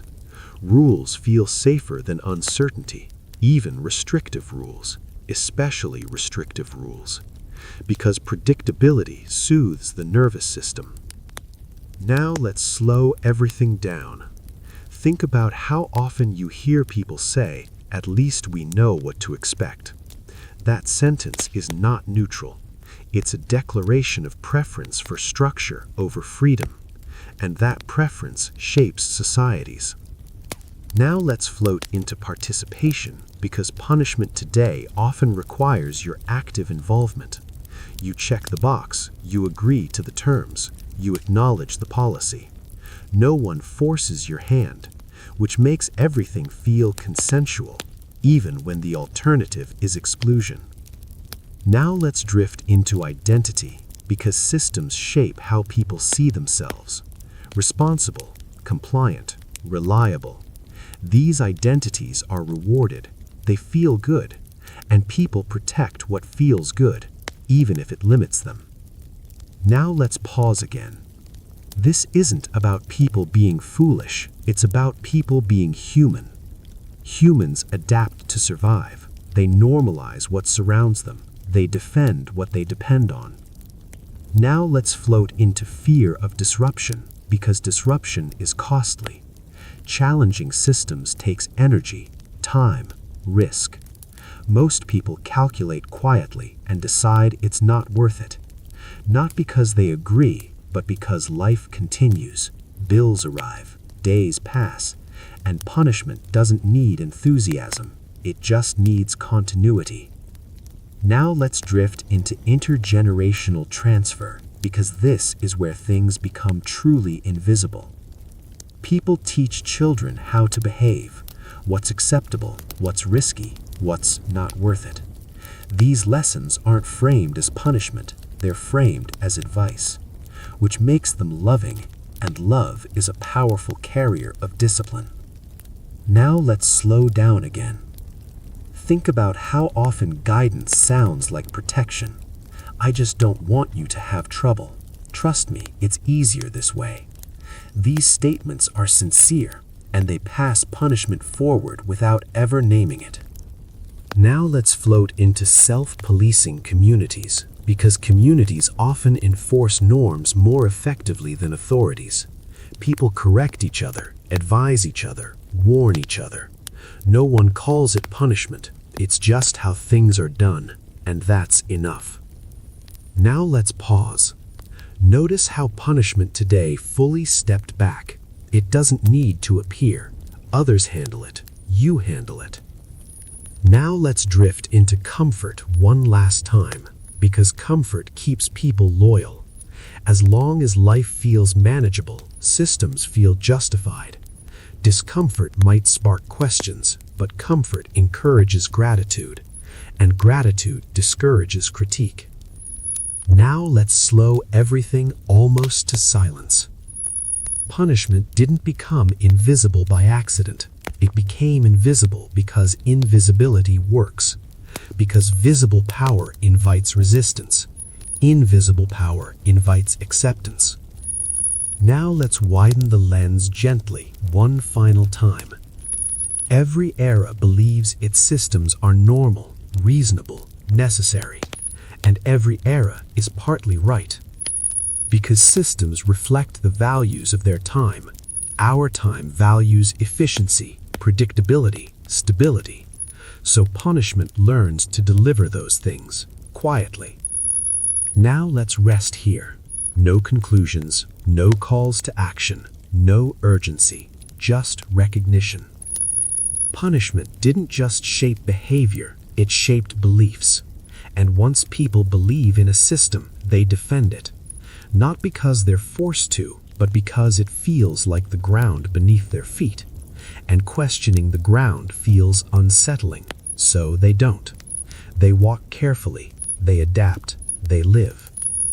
And history continues doing what it always does, repeating patterns, softening edges, blending control into comfort, until it feels like nothing at all. And that's where we'll pause. Still drifting, still calm, still unresolved. Exactly where this kind of story is meant to leave you. All right, welcome back. If this really is starting to feel like the final stretch, like the sky just before morning when everything goes quiet instead of loud, then you're exactly where this part wants you. This is where punishment stops expanding, stops evolving, stops trying to be clever, because by now it doesn't need to. It's settled. And settled systems don't announce themselves, they just remain. So let's take this last long drift very slowly.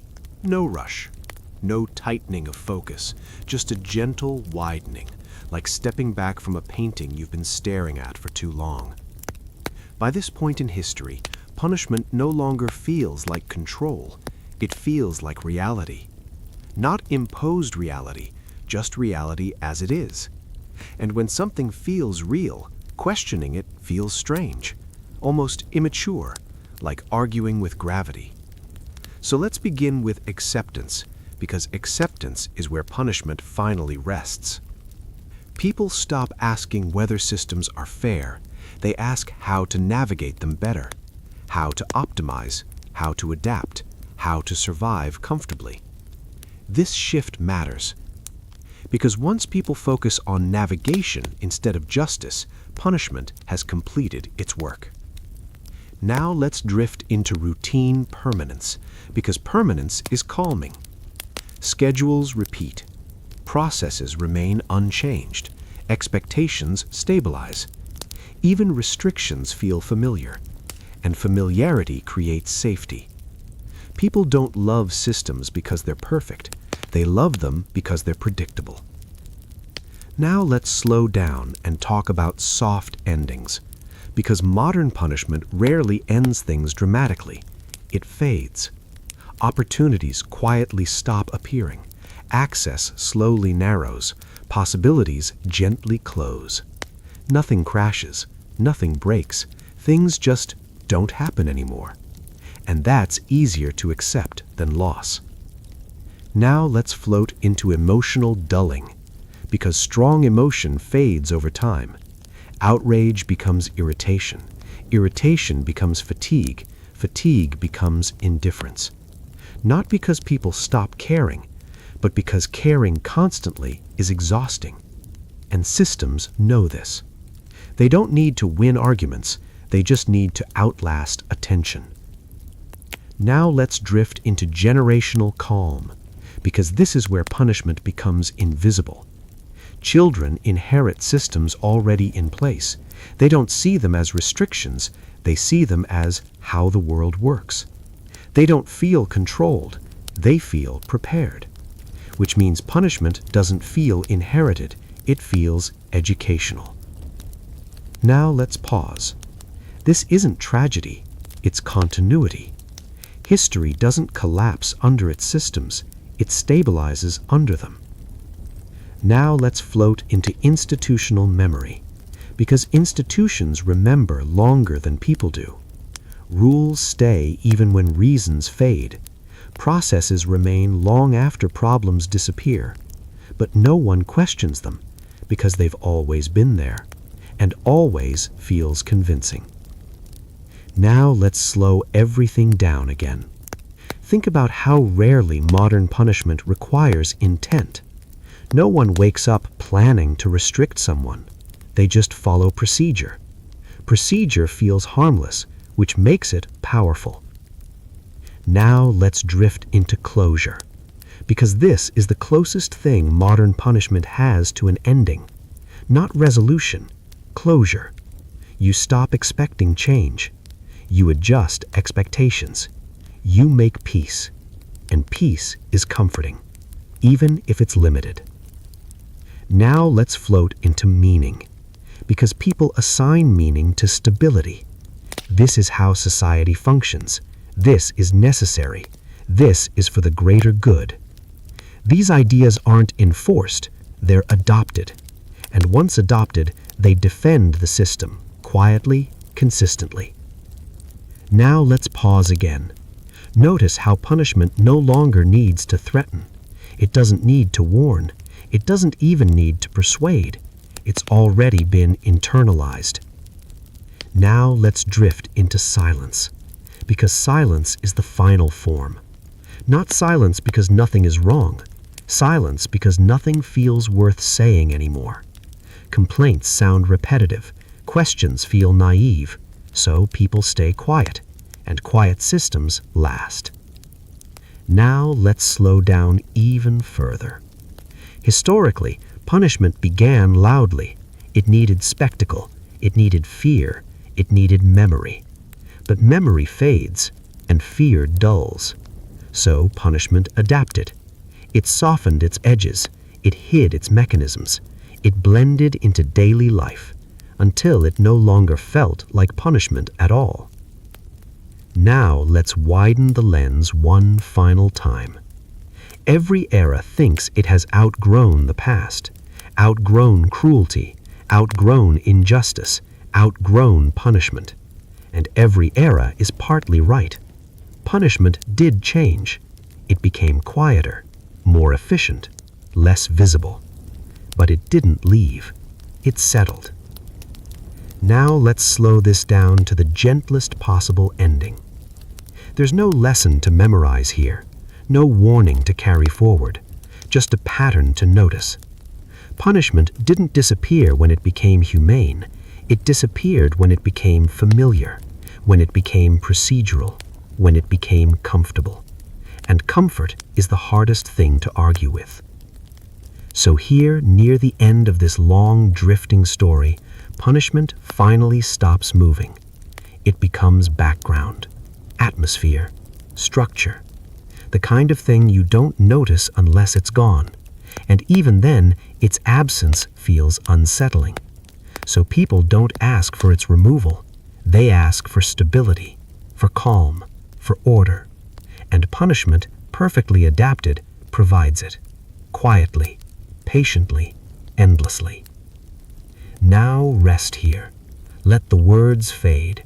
Let the structure dissolve back into the background. You don't need to remember everything. You don't need to resolve anything. This story wasn't meant to wake you up. It was meant to drift alongside you. And now, as we near the very end of this long journey, it's okay to let go. History will keep humming. Punishment will keep shaping. Life will keep flowing inside its invisible walls. And you can finally stop listening. Just for now. Still calm. Still unresolved. Still exactly where this story was always heading. All right. This is the last one. You don't need to prepare for it. You don't need to pay extra attention. If anything, this part works best if you don't. Because endings, historically, are rarely loud. They're quiet acknowledgments that nothing is actually ending. So, let's settle in one final time. By now, punishment has completed its journey. Not toward justice, not toward cruelty, but toward irrelevance as a concept. Not because it vanished, because it blended so completely into life that naming it feels unnecessary.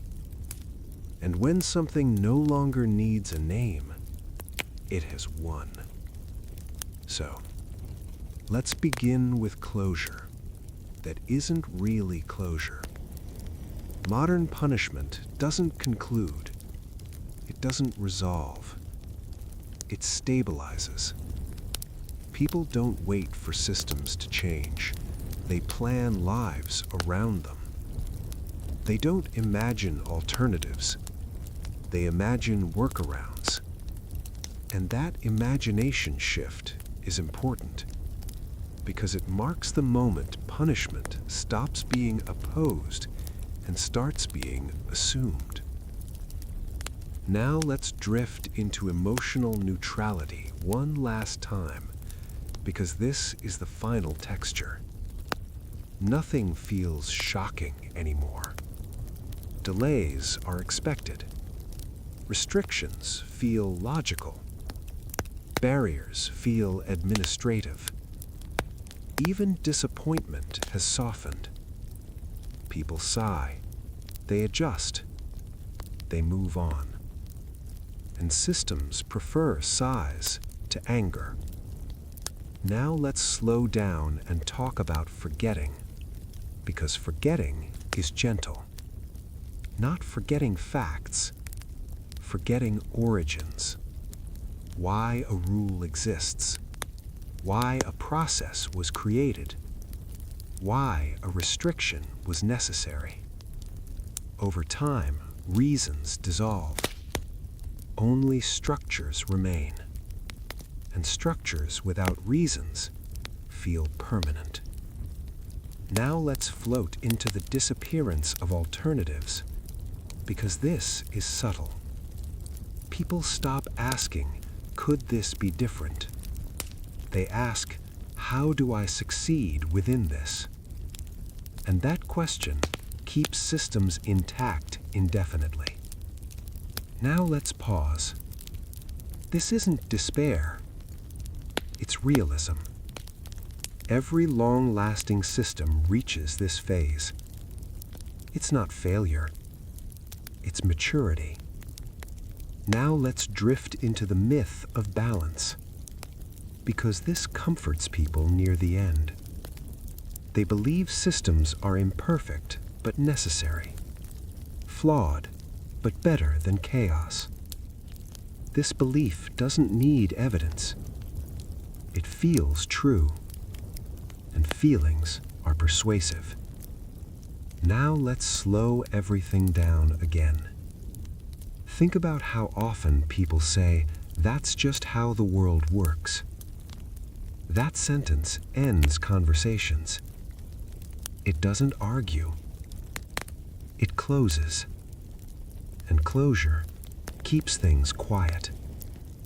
Now let's float into personal peace, because peace is the final reward. You learn what to expect, what to avoid, what not to push. Life becomes smoother. Smaller, maybe, but smoother. And smoothness is calming. Now let's pause again. Notice how punishment is no longer framed as loss. It's framed as trade-offs. Freedom for stability, possibility for predictability. And many people make that trade willingly. Now let's drift into the absence of villains, because this matters. There is no tyrant here. No evil mastermind. Just systems doing what systems do. Optimizing, simplifying, reducing friction, which makes resistance feel misplaced. Who would you even resist? Now let's slow to near stillness. Historically, punishment demanded memory. Remember what happens if you disobey. Modern punishment prefers forgetting. Forgetting that things were ever different. Forgetting that alternatives existed. Now let's widen the lens for the very last time. Ancient punishment was visible because societies were fragile. Medieval punishment was ritualized because societies were hierarchical. Modern punishment is invisible because societies are complex. Each era got the punishment it could sustain. Now let's pause. This story was never about condemning the present. It was about tracing a shape, a long curve from spectacle to silence, from pain to process, from punishment as an act to punishment as an environment. And environments don't feel hostile. They feel neutral. Now let's slow everything completely down. If you take nothing else from this long drifting story, take this softness. Punishment did not disappear when humans became kinder. It disappeared when humans became organized. When control learned that the easiest way to last forever was to stop looking like control. Now let the words thin out. Let the ideas loosen. You don't need to hold on to conclusions. History doesn't demand them. It just repeats patterns quietly until someone notices. And then eventually, people stop noticing again. That's not failure.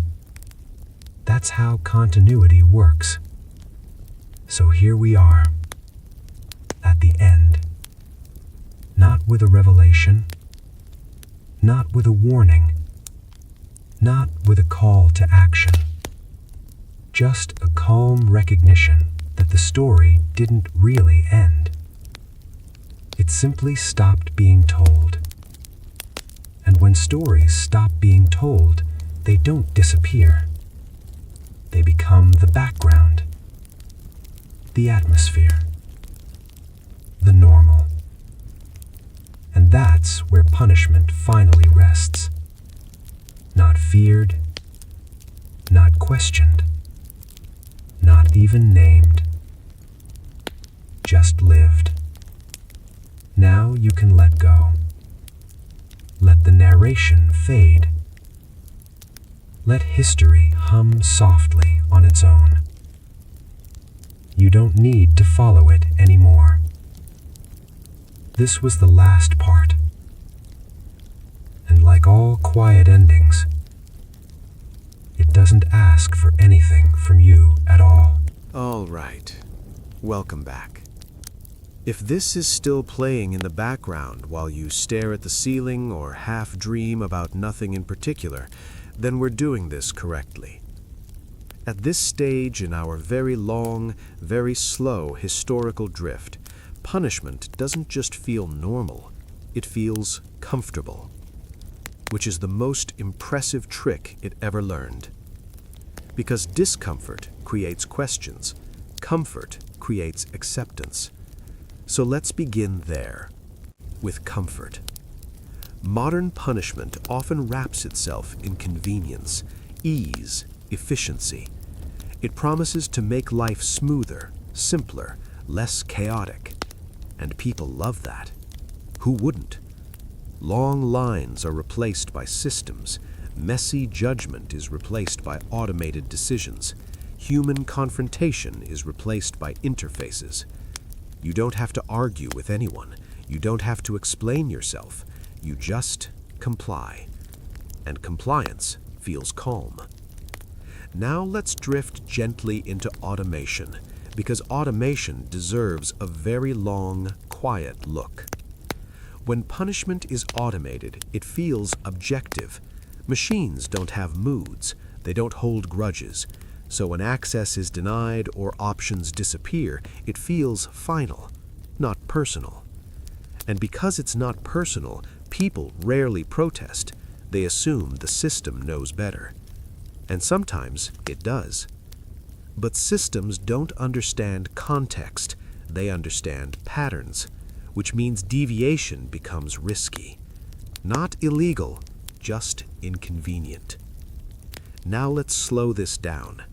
Think about how often your behavior is shaped by what is easiest, the fastest option, the least complicated path.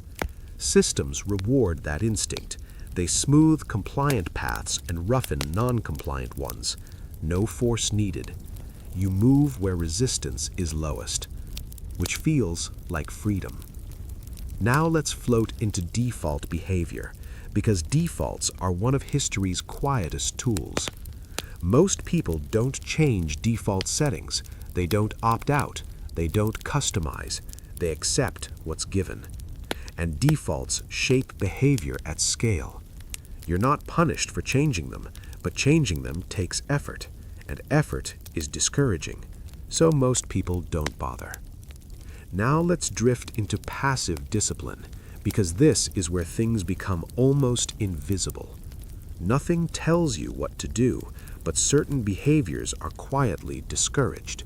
They take longer, they require more steps, they involve uncertainty.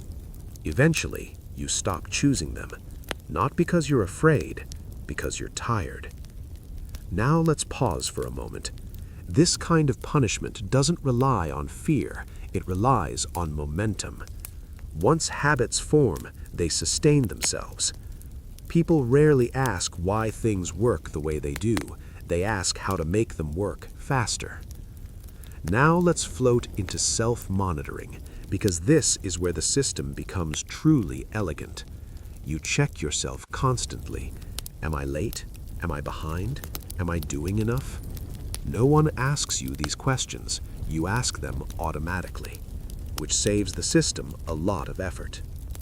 Now let's drift into social proof, because people learn punishment cues from each other. You notice what others avoid, what they don't say, what they don't question. You learn boundaries without instruction. This has always existed. The difference now is scale. Lessons spread instantly, and conformity spreads with them.